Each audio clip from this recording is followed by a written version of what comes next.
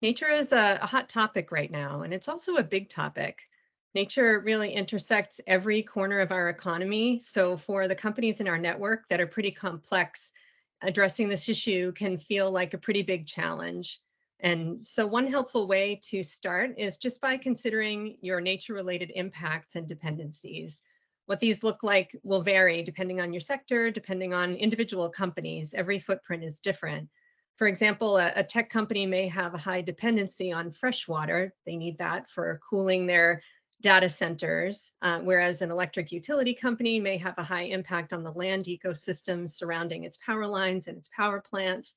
But a packaged food company may have both high dependencies and high impacts related to its packaging, for example, first in sourcing paper from forests, but then in the solid waste that's generated after the product is consumed. So there are a lot of different places that this can touch companies.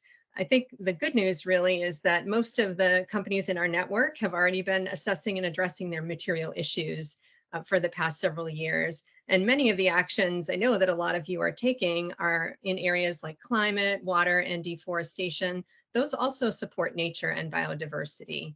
And really, I think the key is just to take a holistic approach across all of these so that your work in nature is grounded in data and in science. Protecting nature and diverse ecosystems not only benefits the environment and reduces these business risks, but it can fuel innovation too. Things like the discovery of new medicines and development of sustainable products and natural climate solutions that can help to solve some business challenges. Another innovation opportunity we can tap into is the vast expertise of Indigenous peoples and local communities. And they've been successfully stewarding and protecting nature and habitats for thousands of years.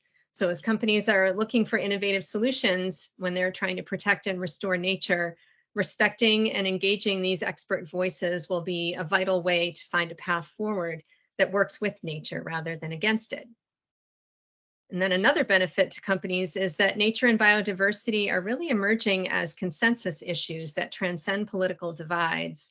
There are practical real world benefits to having diverse ecosystems, cleaner air and water, better soil health, and more resilient communities, which all resonate with a wide range of stakeholders, including local communities, consumers, and investors. As always, though, it's important to walk the talk. So any messaging about your company's efforts to protect nature won't be received as authentic unless it's backed up by credible action. We only expect the focus on nature and biodiversity to grow in the years ahead, especially for investors. So we're encouraging companies to get started now or keep going in tackling this work.